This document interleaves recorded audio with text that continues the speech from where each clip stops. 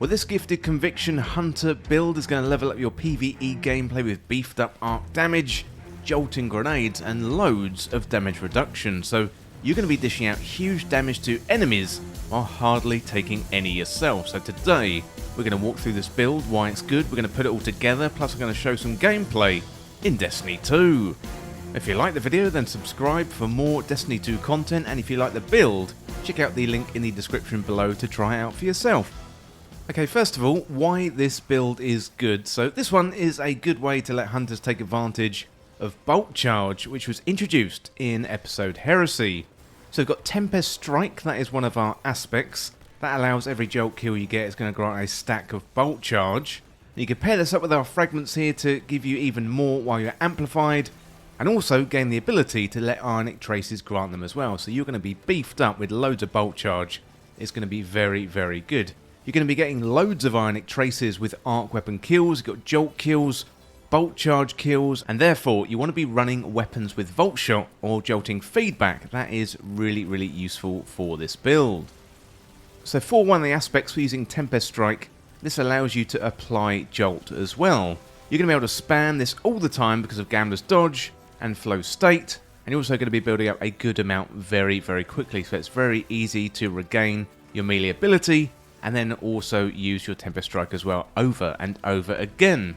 So this build is centered around the exotic armor Gifted Conviction. So when you use Tempest Strike, you're going to be creating 3 jolting grenades alongside the original ability. So each time you apply Jolt, you're also going to get damage reduction as well. So it's going to be really good for regular content, higher tier PVE content like dungeons and raids. That damage reduction is going to be really, really good for your hunter. And this is excellent because using Tempest Strike also provides you additional damage reduction for 4 seconds. And also that stacks with Amplified, also granting you damage reduction. So while you are going to be dishing out big damage, you've got Tempest Strike there, which gives you the damage reduction, and also Amplified, that damage reduction as well. So that stacking, basically your hunter is going to be unkillable.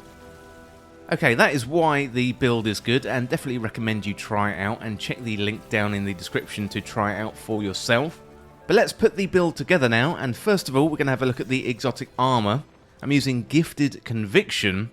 So this one is a hunter exotic chest armor with the perked Gift of Certainty, and so that means activating Ascension or Tempest Strike throws bouncing explosives at nearby targets that jolt and damage them.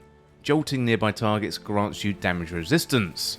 So what you do, you run forward, you slide, and then you press your charge melee button or key on your keyboard, and then you're going to throw out 3 jolting bombs. It's very, very good, and the Gifted Conviction is a neat little exotic chest armor for the hunters. So you can get this one from Master Rahul in the tower by ranking up and resetting his rank, and then all you need to do is exchange materials for the Gifted Conviction. Okay, next up let's have a look at our Arc subclass setup. So for our super, Gathering Storm, you hurl your Arc Star forward, embedding it into surfaces or large targets, jolting nearby targets. After a short time, a devastating lightning bolt strikes the staff, overcharging with arc energy, and while overcharged, your staff discharges lightning at nearby foes. For the class ability, Gambler's Dodge, so basically you can dodge near an enemy and it'll recharge your melee ability. That's going to be really useful paired up with Tempest Strike. For my melee ability, Combination Blow, so a quick strike that temporarily increases your melee damage when defeating a target, stacking 3 times. Defeating targets with the ability also refills your class ability energy and restores a small amount of health. And for the grenade, I'm using a Pulse Grenade, and that is a grenade that periodically damages targets within its explosion radius. For my aspects, next of all, first of all, Flow State.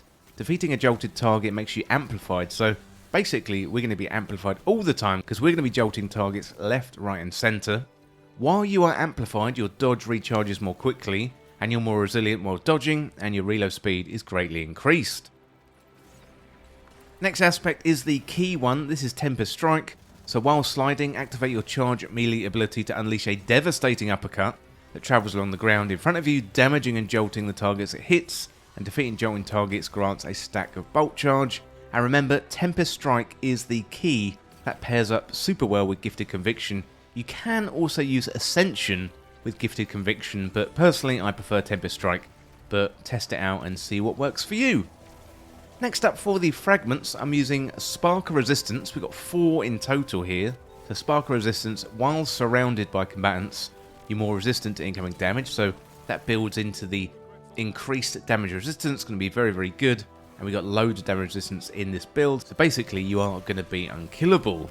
Then we've got Spark of Frequency, so melee hits increase your equipped weapons reload speed. So melee hits increase your equipped weapons reload speed and stability for a short time. We're going to be using our melee ability all the time, so your reload is going to be super fast, allowing you to dish out more damage faster to your enemies. And we've got Spark of Iron, so defeating a jolted target or defeating a target with bolt charge creates an ionic trace. And we're going to be getting loads of ionic traces, and they're just going to top up our abilities. That's more grenades, more melees, and also more Gambler's Dodge. And then we've got Spark of Discharge, so arc weapon final blows have a chance to create an ionic trace, and collecting an ionic trace grants you a stack of bolt charge.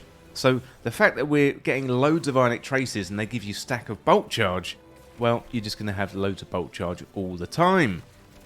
Next up, let's have a look at the weapons. So first of all, in the primary slot, I'm using Lost Signal. This one is a legendary stasis grenade launcher with an area of denial frame. So this one is a burst fire grenade launcher, and each projectile creates a lingering pool on impact that deals damage over time. Lost Signal was added into Destiny 2 as part of episode Echoes, and that means you have to play the activities there in Echoes to get it. So I'm publishing this video before the end of the year of Final Shape, before Edge of Fate, so if I were you, I would get Lost Signal right now. This is one of the best weapons in the game. If you are watching this video in the future after Edge of Fate, we don't know how to get Lost Signal just yet, although I would bet Banshee 44 and also Zur will probably be selling it in the not too distant future. In my energy slot, and for my first arc weapon, I've got Trinity Ghoul. This one is an exotic arc bow, and it's going to help you take care of loads of smaller enemies, especially if you've got this catalyst. Keep an eye out on Zur, he does sell the catalyst every now and again, and also you can get this weapon from Zur as well. But it comes with the perks Split Electron, so it fires an arrow that splits when released. Aiming down sights and fully drawing the bow decrease the spread. Also Lightning Rod, so precision kills grant the next shot chain lightning capabilities, and that is what we want. We want chain lightning capabilities basically on every arrow shot, and that is what the catalyst is really good for. Trinity Ghoul is one of the best arc weapons in the game. It's really good for ad clear, also good for yellow bars as well, given the arc damage. Next up, using Terminus Horizon in the heavy slot. This one's a legendary power machine gun with a high impact frame, meaning it's slow firing and high damage. Weapon is more accurate when stationary, moving slowly and aiming down the sights. So if you don't have Terminus Horizon, something with Volt Shot or Jolting feedback would be good. I'm using the heavy machine gun here, Terminus Horizon with Jolting feedback, and that works really nicely with this arc build. But you can either go for an arc machine gun, a rocket launcher or a sword. You know, all of those would be a good replacement. Next up, let's have a look at the mods. So on the head, I've got Dynamo, so it reduces super cooldown when using your class ability near targets. And Harmonic Siphon spawns an orb of power upon scoring 2 kills within seconds of each other, with a weapon matching your super element.